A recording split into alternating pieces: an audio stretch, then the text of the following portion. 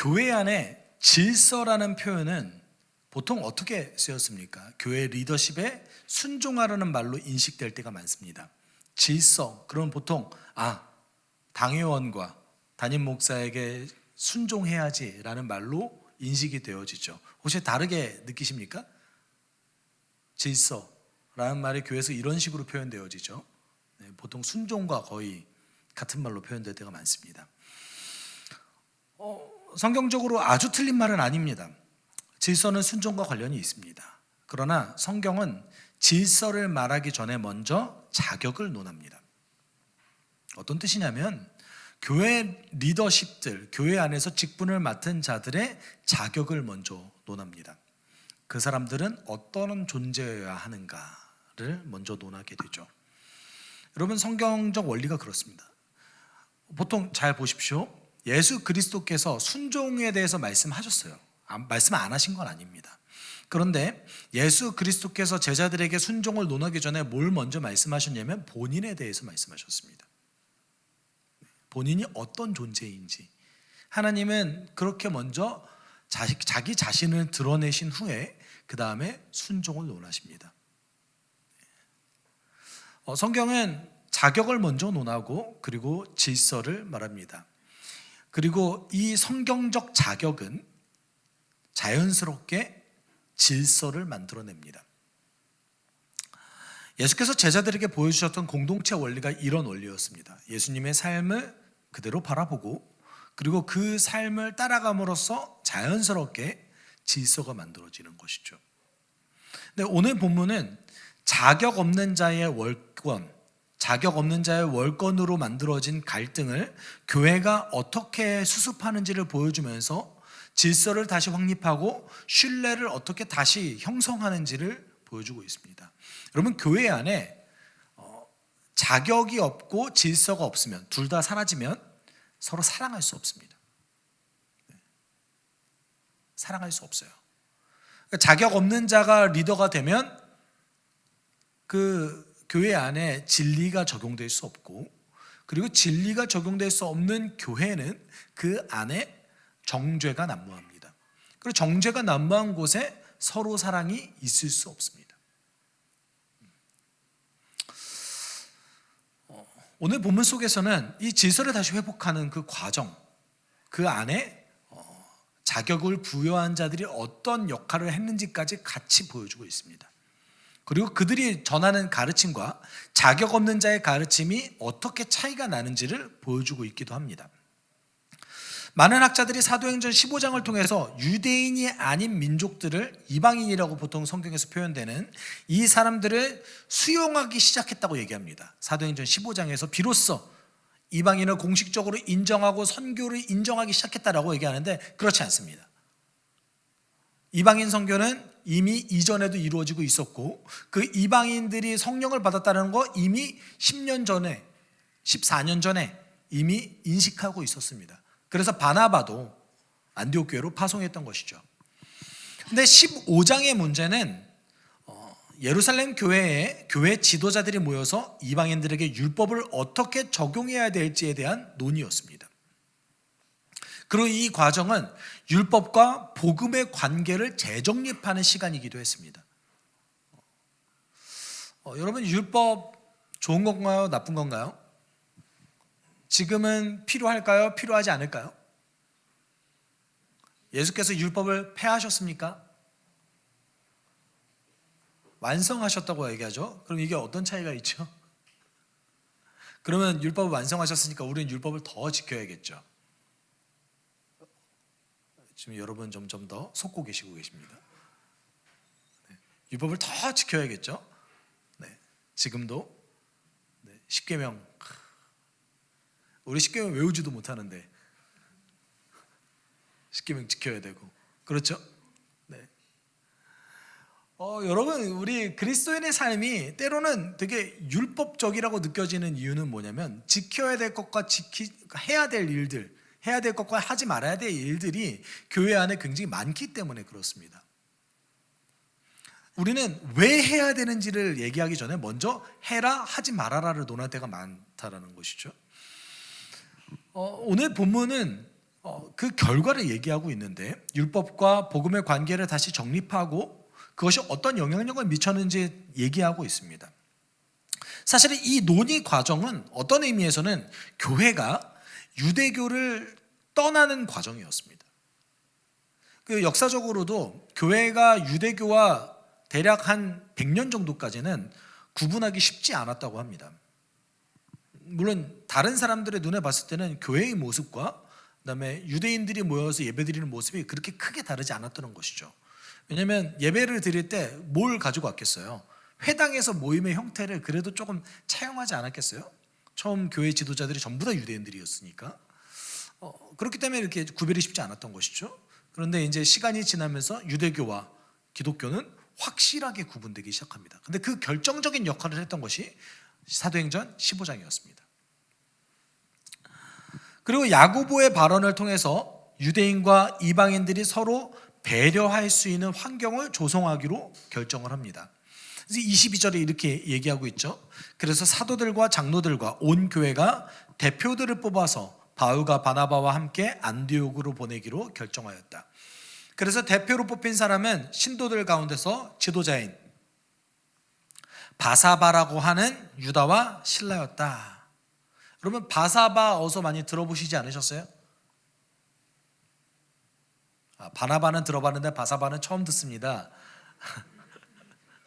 라고 생각하실 수 있는데 바사바가 안식일의 아들이라는 뜻인데요. 이 바사바라는 이름이 사도행전 1장에 한번 등장합니다. 네. 사도행전 1장에 가룟 유다를 대신해서 사도를 다시 선출하죠.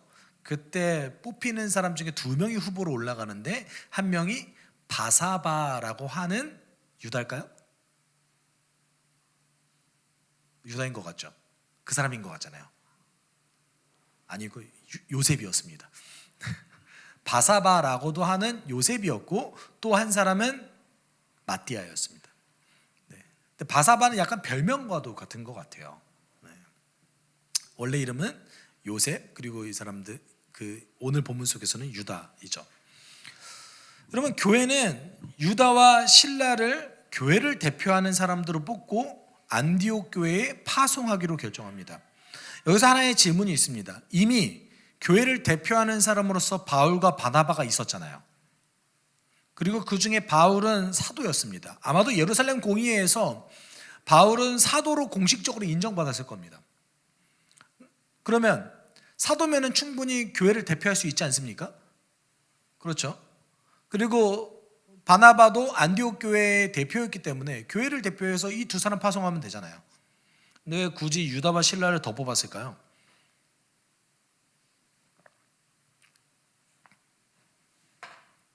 여러분 분명 그렇게 생각하실 수 있습니다. 제가 그걸 알아야 합니까? 거기에 무슨 뜻이 있을까요? 네, 제가 그걸 알아야 할까요? 라고 생각하실 수도 있을 것 같습니다. 그리고 여러분 솔직히 그런 것까지 고민하셔야 되나요? 성경의 정황을 잘 살펴보면 그 안에 교회의 원리와 그리고 그 교회가 원리가 운영되는 것을 통해서 우리가 배울 수 있는 교훈이 있는 거죠. 제가 생각했을 때 2가지 이유가 있었는데 첫 번째는 유대인이 아닌 다른 모든 민족들이 이방인들이 그리스도 안의 형제임을 밝히기 위해서 두 사람을 파송했습니다. 왜냐하면 예루살렘 교회를 대표해서 보낸 거거든요. 바울과 바나바는 어디에 소속된 사람이었죠? 안디옥 교회에 속했다라고 성경이 기록하고 있습니다. 그들은 선교사였지만 그들의 소속된 교회는 안디옥 교회였습니다. 물론 바나바는 예루살렘 교회가 파송했습니다. 그리고 예루살렘 교회가 굉장히 익숙했을 거예요. 그런데 안디옥 교회에 속한 사람으로 사도행전은 기록하고 있습니다. 그 안디옥 교회에 예루살렘 교회를 대표하고 유대인들을 대표할 만한 사람들을 보내서 그들이 우리와 동일한 형제 자매라는 것을 밝힐 필요성이 있었습니다. 그래서 여러분 사실은 뒤에 구절에 정확하게 보여주는데 23절에 읽으면 그거를 알 수 있습니다. 23절 같이 읽어볼까요? 그들은 이 사람들 편 아래 편지를 써보냈다. 형제들인 우리 사도들과 장로들은 안디옥과 시리아와 길리기아의 이방 사람 교우 여러분에게 문안합니다. 정확하게 어떻게 표현하고 있죠? 형제들인 우리 사도들과 장로들은 당신들의 형제라는 뜻을 처음부터 표현하고 있죠. 그리고 당신들에게 문안합니다. 모든 교회, 아시아 지역에 있는 모든 교회에 문안합니다 라고 얘기하고 있습니다.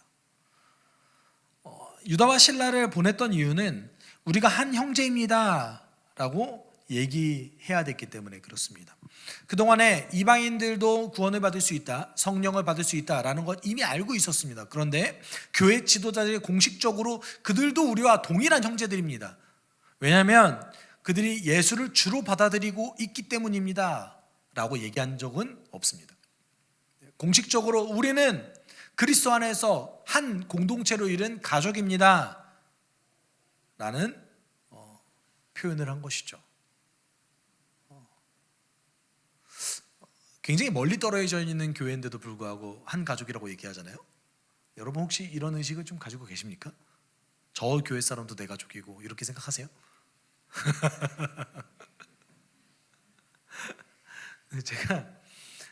저는 교회 안에 되게 이상한 문화를 좀 발견하게 되는데, 이상하게 교회를 떠나면 관계도 끊어져요. 그런 경우가 굉장히 많죠.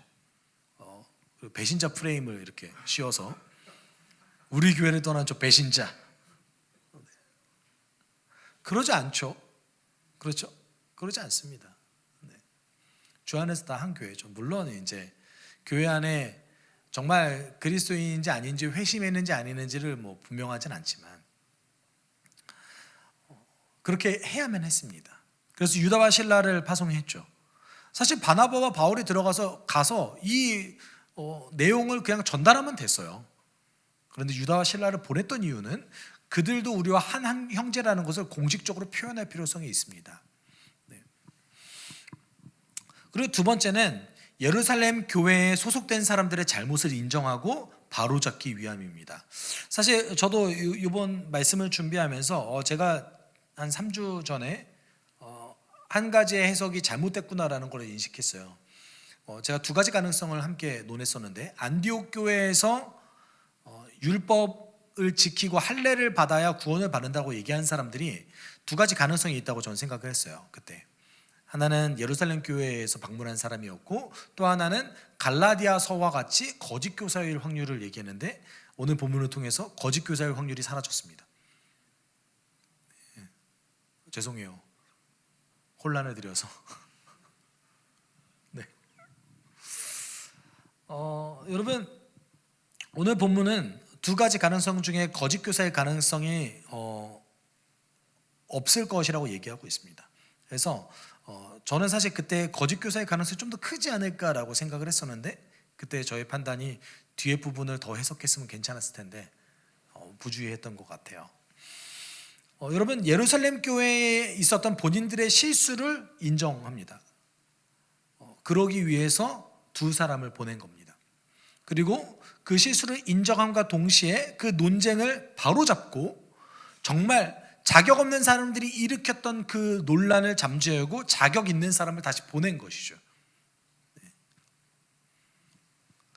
그래서 24절 25절에 이렇게 얘기하고 있습니다. 그런데 우리 가운데 몇몇 사람이 여러분에게로 가서 우리가 시키지 않은 여러 가지 말로 여러분을 혼란에 빠뜨리고 여러분의 마음을 어지럽게 하였다는 소식을 들었습니다. 그래서 우리는 몇 사람을 뽑아서 사랑하는 바나바와 바울과 함께 여러분에게 보내기로 만장일치로 결정하였습니다. 우리가 이 속에서 몇 가지 알 수 있는 것들이 있는데, 안디옥 교회에 방문했던 그 몇 사람들이 안디옥 교회 교인들을 혼란에 빠뜨렸다라고 교회 지도자를 인식했습니다. 근데 여기서 혼란에 빠뜨리다, 혼란스럽게 하다라는 단어는 다르게 번역하면 해체하다, 허물다라고 번역할 수도 있습니다. 다르게 얘기하면 사도들과 교회 지도자들은 예루살렘 교회에 속한 이 몇 사람이 안디옥 교회에 가서 민족을 넘어서는 그리스도인의 유대감을 허물고, 그리고 그들의 안에 내적 고민과 의심을 불러 일으켰다라고 바라봤던 거예요. 그러면 여기서 한 가지 질문이 있습니다. 안디옥 교회에 방문했던 예루살렘 교회 사람들은 어떻게 얘기했죠? 할례를 지키고 할례를 행하고 율법을 행해야지만 구원이 있다라고 얘기했습니다. 그럼 그것은 선의로 얘기했을까요? 악의로 얘기했을까요? 여러분 어떻게 생각하세요? 나도 지키는데 너도 지켜야지, 이런 마음이었을까요? 여러분 교회 안에 볼 수 있는 태도 중에 하나 아닙니까? 이거 나도 하는데 너도 해야지. 네. 여러분 그런 생각 안 하세요? 혹시 그 교회 안에 굳은 일을 이렇게 하시면서, 전 숲속교회는 그럴 거라고 믿어요. 교회 안에 굳은 일을 하시면서 주님 저에게 이 역할을 맡겨주시면 너무나 감사합니다. 네. 오늘도 저에게 영혼의 섬길 기회를 주시는군요 라고 생각하실 거라고 믿습니다. 네. 네. 그런데 보통 교회 안에서 영혼을 섬기는 일을 최대한 기피하죠. 구역장, 주일학교 교사. 여러분 대형 교회일수록 주일학교 교사 숫자가 정말 부족한 거 아세요?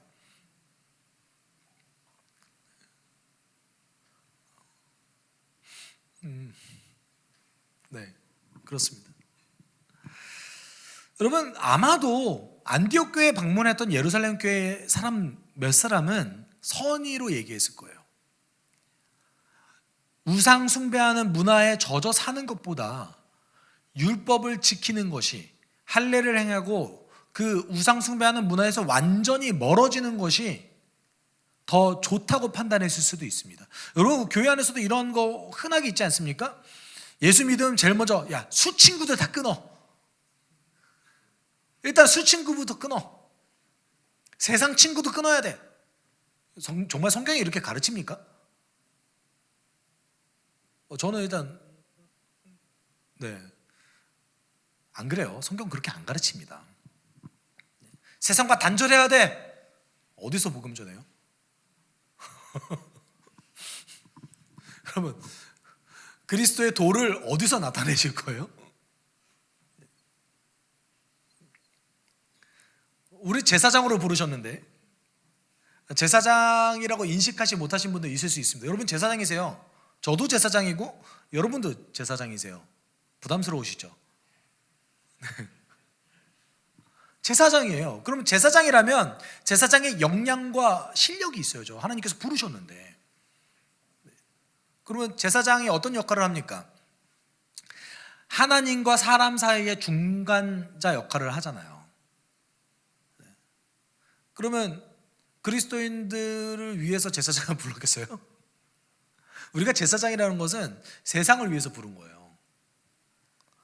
다 각자 성령을 의지해서 하나님께 나아갈 수 있는 모든 그리스도인들에게 제사장의 역할이 그렇게 중요하지 않잖아요.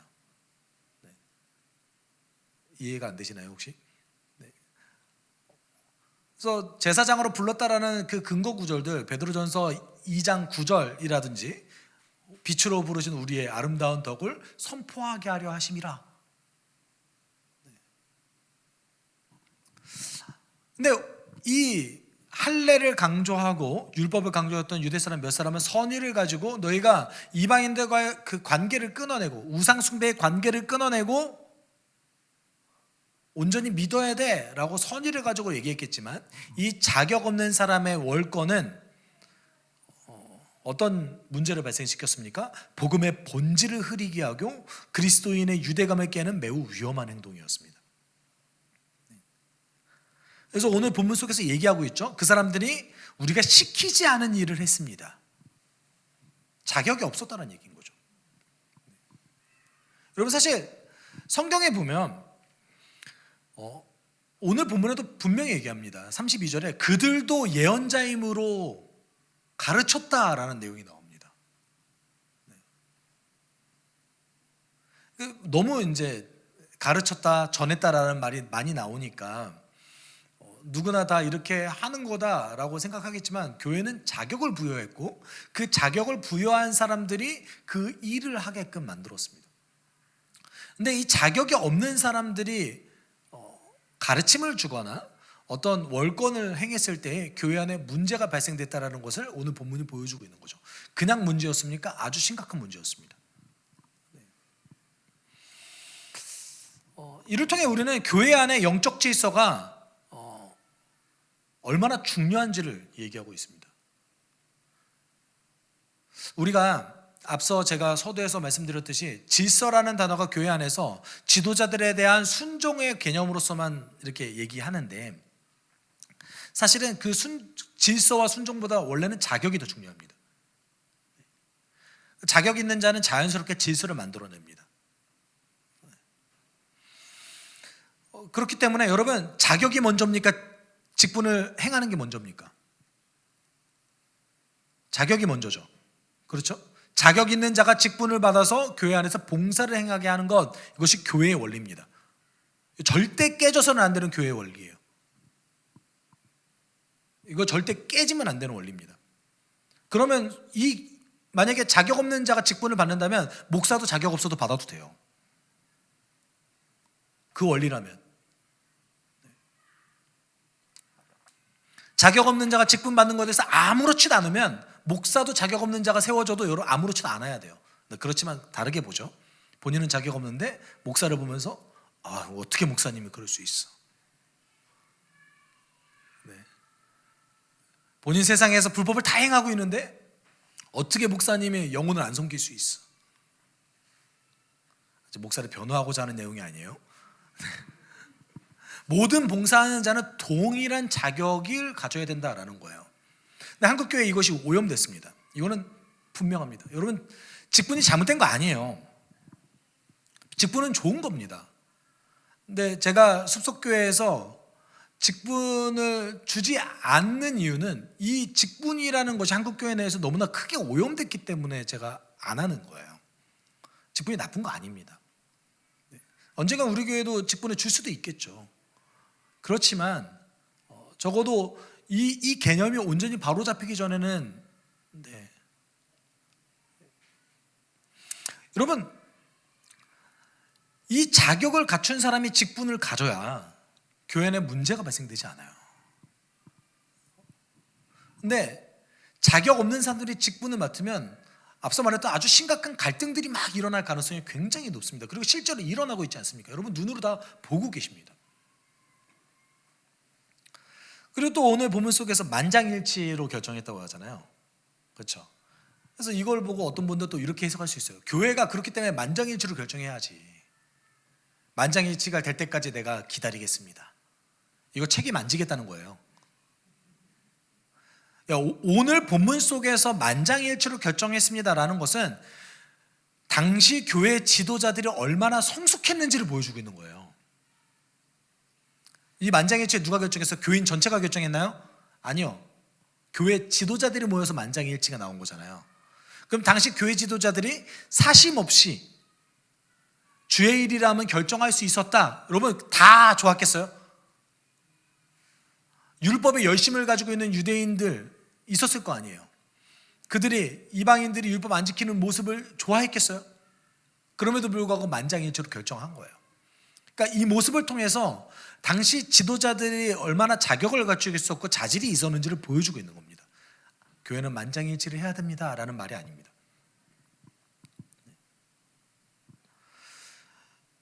여러분, 그리스도인의 가르침은 인격으로 전수되는 겁니다. 사람과 사람의 과정을 통해서 그 인격이 마주침을 통해서 전수됩니다. 그래서 사람이 사람에게 또 사람이 사람에게 전수하는 과정에서 다양한 영적 전투와 갈등이 벌어집니다. 그리고 변화와 성장이 있습니다. 갈등을 너무 두려워하지 마십시오. 여러분, 우리가 전달하고자 하는 그리스도의 가르침은 어떤 지식이나 철학이 아닙니다. 만약에 그런 거였으면 예루살렘 교회는 편지를 보내면 그만이었어요. 그런데 이 과정 전체를 전달하기 원했던 거예요.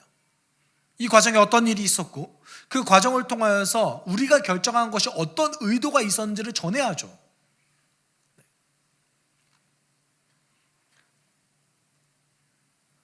그렇기 때문에 자격이 필요하고 질서가 필요한 거예요.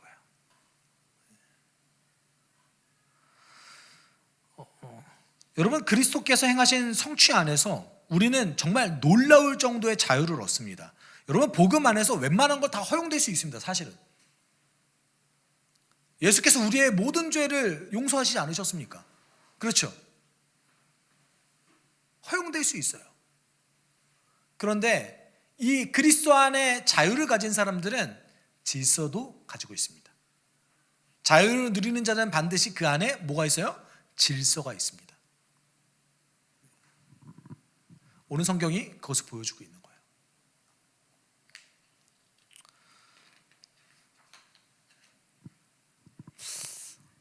사실 질서가 무너지고, 원래 자격이 없는 것에서 질서가 무너질 가능성이 매우 높습니다. 그래서 교회 지도자들이 자격을 갖추지 않았을 때에 교회 안에 질서가 무너질 가능성이 매우 높죠. 그리고 이 질서가 무너졌을 때 그 과정에서 교회는 갈등을 겪고, 그리고 신뢰할 수 없게 됩니다. 오늘 본문을 통해서 예루살렘 교회와 지도자들은 이 질서와 신뢰를 다시 회복하기를 원했던 거예요. 본인 교회의 성도 중 몇 사람이 어떤 문제를 일으켰다는 것을 분명히 인정하고, 그리고 그 과정을 수습하는 과정을 겪는 거죠. 그래서 본문에서 약간 마치 자격 있는 사람들은 이런 사람들이에요 라고 소개하는 것과 같은 것 같아요. 그래서 어떤 사람들이에요? 26절 27절 같이 읽어볼게요. 바나바와 바울은 우리 주 예수 그리스도의 이름을 위하여 자기 목숨을 내놓은 사람들입니다. 또 우리가 유다와 실라를 보내니 그들이 이 일을 직접 말로 전할 것입니다. 갑자기 부담스러워졌습니다. 자격 있는 사람은 목숨을 내놓아야 할 것 같은 느낌이 들고 있습니다. 실제로 유세비우스의 어떤 글에 따르면 1세기에서 3세기 그 유세비우스 시대까지 지도자가 선출되었을 때 야반도주했다라는 기록들이 있는 걸 보면 굉장히 무서워했다라는 것을 알 수 있는 것 같습니다. 다만 여러분, 우리가 지금 목숨에 위협이 있는 건 아니지 않습니까? 근데 요거는 분명히 있어야 되는 것 같아요. 어떤 게 있어야 될까요? 그리스도가 가장 중요해야 합니다. 지도자는 그리스도가 가장 우선순위에 있어야 합니다. 이건 분명합니다. 바울과 바나바도 그랬고, 그리고 유다와 실라도 그랬을 겁니다. 이런 사람들만이 자격을 가질 수 있습니다. 우리는 완벽할 수 없죠. 완전할 수 없죠. 그렇지만 적어도 우리 안에 뭐가 있을 수 있어야겠어요? 내가 그리스도가 내 삶의 우선순위입니다라는 그 진실함을 가지고 살아가는 그 모습이 드러나야 된다는 것이죠. 그런 자들이 신뢰를 구축할 수 있고 질서를 만들어낼 수 있는 겁니다.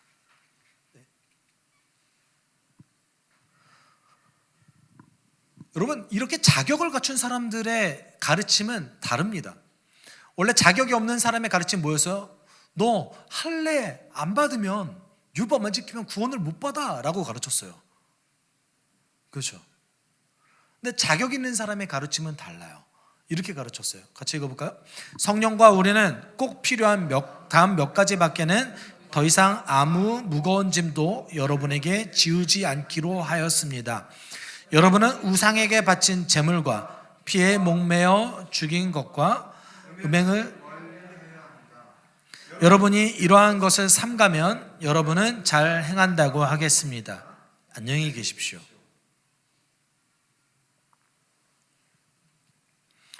여러분, 올바른 가르침은 짐을 지우는 것이 아니라 유익하게 합니다. 이게 자격 있는 사람의 가르침의 특징입니다. 그 사람을 얽매이게 하는 것이 아닙니다. 여기서 짐이라는 표현은 멍에인데 동물에게 사용하는 멍에를 얘기합니다. 그래서 그 동물이 마음대로 돌아다니지 못하게끔 자유를束縛하게 하고 본인이 원하는 일을 하게끔 하게 만드는 거죠. 여러분, 코트레 같은 거예요. 그리스도의 가르침은 우리에게 이렇게 멍에를 지우는 것이 아니라 우리를 유익하게 합니다. 그래서 좀 개인적으로 뉘앙스를 잘 살리지 못했다고 생각하는데, 새 번역의 번역이 뒤에 보면 여러분이 이런 것을 삼가면 여러분은 잘 행한다고 하겠습니다라는 번역이 원래 조건절입니다. 만약 여러분이 이것을 행한다면, 만약 여러분들이 이런 것을 지킨다면 여러분들은 잘 될 것입니다. 이게 좀 더 정확한 번역일 것 같아요. 만약 여러분이 이것을 행한다면 여러분은 유익하게 될 것입니다. 왜냐하면 우리가 하지 말라고 하는 행동들은 우상 숭배와 관련이 있기 때문입니다. 그리고 그것을 함으로써 여러분은 유대인들과도 온전한 관계를 유지할 수 있게 됩니다. 이런 표현 아니겠습니까?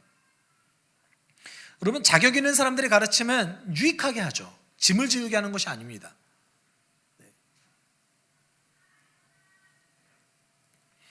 그래서 31절, 32절에 그들의 가르침을 통해서 안디옥 교회가 어떻게 되는지를 보여주고 있죠. 회중은 편지를 읽고 그 겉면을 기쁘게 받아들였다. 유다와 실라도 예언자이므로 여러 말로 신도들을 격려하고 굳세게 하여 주었다.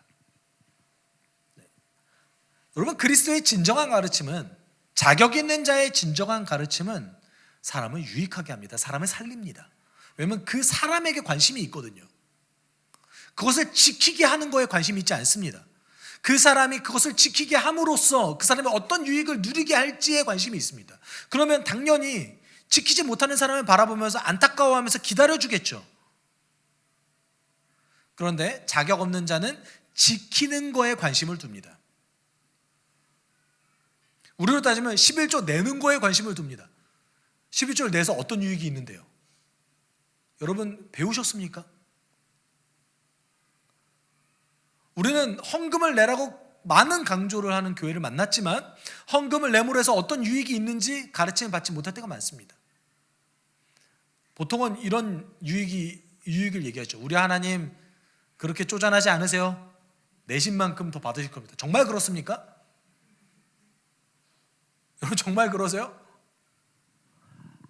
물론 여기 계신 분들 대다수는 아멘이라고 화답할 거라고 믿습니다. 저도 제가 드린 만큼 더 드린 것 이상으로 주셨던 것 같아요. 근데 이것은 단지 물질을 얘기하는 게 아니잖아요. 그렇죠? 여러분, 지키는 것에 집중하는 것이 아니라 그 사람의 유익에 집중하는 것이 자격 있는 사람, 가르침을 주는 사람의 특징인 거예요. 그러면 우리가 일반적으로 이 리더십을 따라야 되는 사람들은 그럼 어떻게 해야 될까요? 때로는 막 마음에 안 들 수 있잖아요. 그렇죠? 그럼에도 불구하고 순종하는 거죠. 왜냐하면 그 사람을 신뢰할 수 있으니까. 그럼에도 불구하고 내 유익을 위해서 얘기해 주는구나 라고 느낄 수 있으니까 기분은 나쁠 수 있죠. 이게 교회 안에 있는 자격과 질서의 관계입니다. 그리고 오늘 본문은 그거 정말 잘 보여주고 있어요.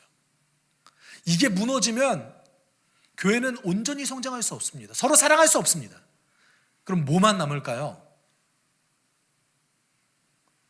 우리가 경주마처럼 좌우를 이렇게 살피지 못하고 뭐만 보게 돼요? 하나님만 보라고 강요받고 예배만 드리게 돼요.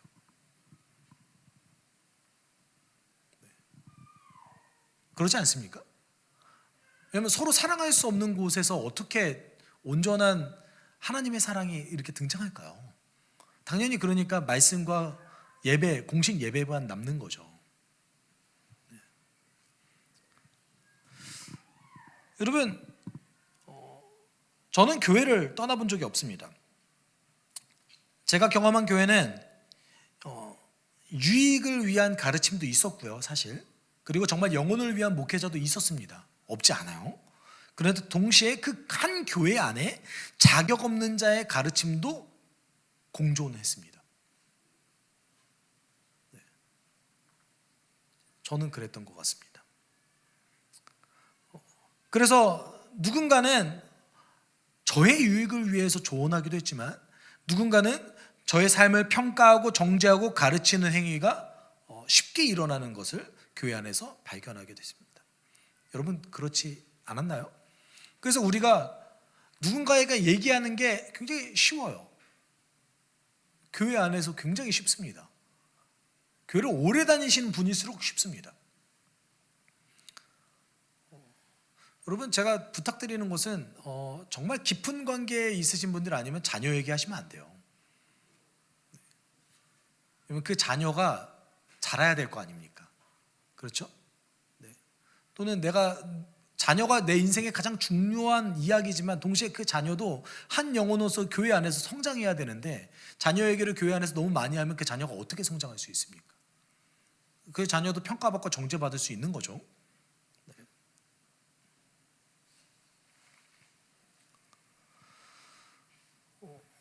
여러분, 권위와 질서를 강조하지만 진정한 질서가 실종되는 모습을 저는 많이 발견했습니다. 그렇게 우리는 예배만 강조하고 불균형적인 성장만 일어나는 것이죠. 관계가 발전하지 못합니다. 항상 내가 원하는 감정에 따라서 관계를 설정하고, 그리고 그 감정이 상하면 관계도 끊어집니다. 사랑하는 것은 결단하고 책임지는 거잖아요. 근데 감정을 따라가는 것이 아니라. 안디옥 교회는 이 예루살렘 교회와 교회 지도자들의 결정 때문에 문제가 해결되었고 갈등이 풀렸습니다. 그리고 오히려 그 갈등으로 인해 갈등을 해결하는 과정을 통해서 교회가 더 성장할 수 있었던 것이죠. 여러분, 자격과 질서가 교회 안에 이렇게 어려움이 있다 할지라도 아주 좋은 결과를 만들어낼 수 있습니다. 여러분이 생각하는 좋은 교회는 어떤 모습입니까? 사실 모든 교회는 비슷한 모습을 가지고 있습니다. 예배드리고 기도하고 찬양하고 말씀 듣습니다.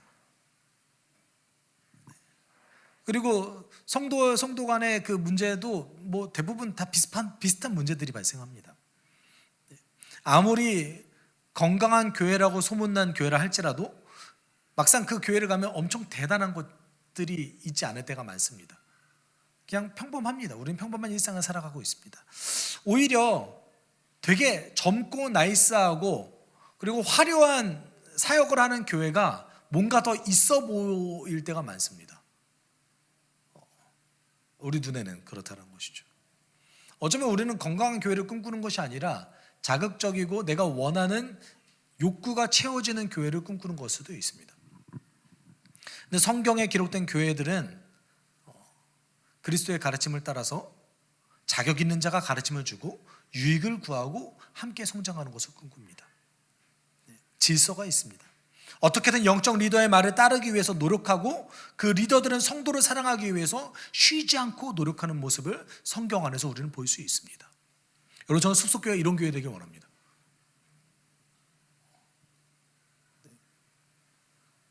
저는 이런 교회가 되길 원해요.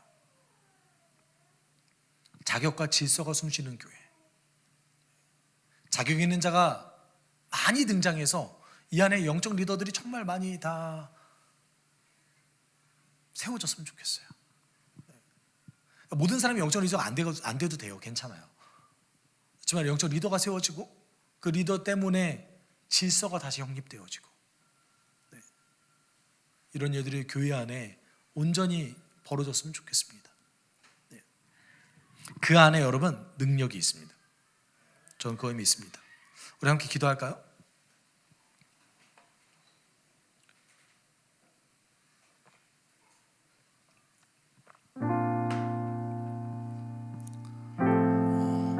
여러분, 교회 안에서 자격 있는 자가 리더가 된다면, 그리고 그로 인해서 교회가 온전한 질서 안에 있다면, 교회는 문제가 있는다 할지라도 그 문제가 성장의 도구가 될 겁니다. 주님, 이 숲속교회 안에 자격 있는 자들의 그 리더들이 세워지게 주님 인도해 주십시오. 그리고 그리스도가 세우시는 그 공동체의 질서가 살아있게 하여 주십시오. 그것을 통해서 어떤 문제가 있다 할지라도 주 안에서 온전히 살아내는, 정말 하나님 나라 복음이 전수되어지는 그런 교회로 성장하게 이 숲속교회를 인도해 주십시오. 우리가 함께 기도하도록 하겠습니다. 사랑 많으신 하나님 아버지, 주 안에서 우리는 자격과 질서를 배웠습니다. 하나님, 우리를 인도해 주십시오. 주 안에서